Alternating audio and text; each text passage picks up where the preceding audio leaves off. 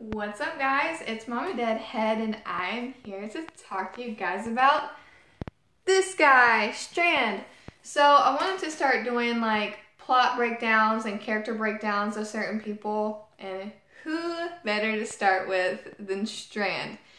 You all know he is my favorite character on Fear the Walking Dead, and I have to say, like, he is probably one of the most interesting people, like, ever. Like, any character ever.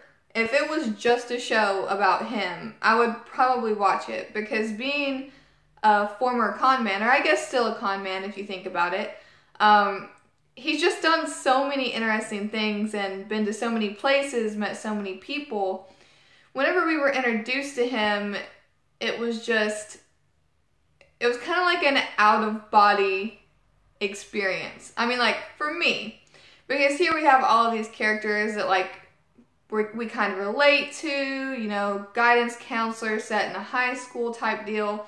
Everybody's like, they've already been there before, or they're currently in high school. So they get it. They can get where some of these characters are coming from, you know, the family dynamic, all of that stuff.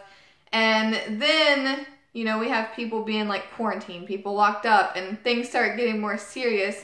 And here this guy comes, strolling out in a suit. Like, I just couldn't believe it. He was, like, so out there and so different that whenever he first came on the show, I was like, what?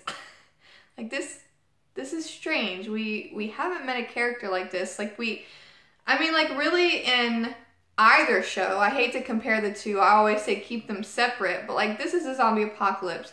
You don't normally see some guy stroll in a suit, you know, rich, acting the way that Strand acts. Now, through the show, we've really seen him, I want to say, like, grow as a person in in the second season, sorry, because he came in at the end of the first season. We see him lose his boyfriend, and we can see the toll that takes on him.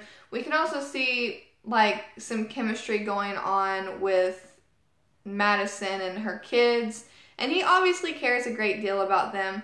I know that watching that finale back, spoiler alert, if you haven't seen it, click away, I'm going to talk about it. But, obviously my two favorite characters are Strand and Daniel. So whenever they were fighting, if you go back and watch that reaction, guys, I'm like this the entire time because I can't take it. I don't want either of them to die, but obviously I would want Strand to come out on top because he's my favorite character. Now, watching other people's reaction and listening to other people and getting messages about Strand, I can see that you either really like Strand or you really hate Strand. And I get it, especially if your favorite character is Daniel. And I think what most people didn't realize, or if you dislike Strand, that's perfectly fine. It's cool. I understand.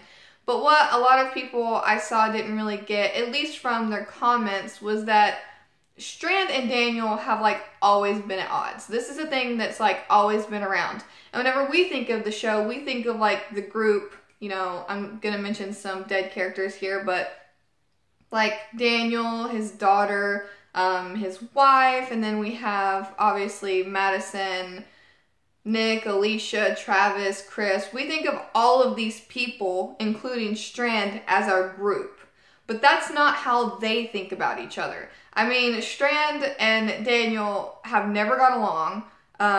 This is what, the second or third time that Daniel has left Strand out to die. So these guys are not friends. They're not friends at all. So to have them at odds makes sense. It's not like Strand is going to be like, oh yeah, you're my friend, you know, let's go. It's all cool. It's not going to be like that. Neither of them really like each other and are really giving either of them a choice. Like, they aren't giving each other a choice in the situations that they've put themselves in. So it was perfectly understandable that they would be at odds. Now, obviously, I don't like that because I love both of those characters. And I'm really interested to see where they go. Because obviously, in the finale, we don't know what happens to them.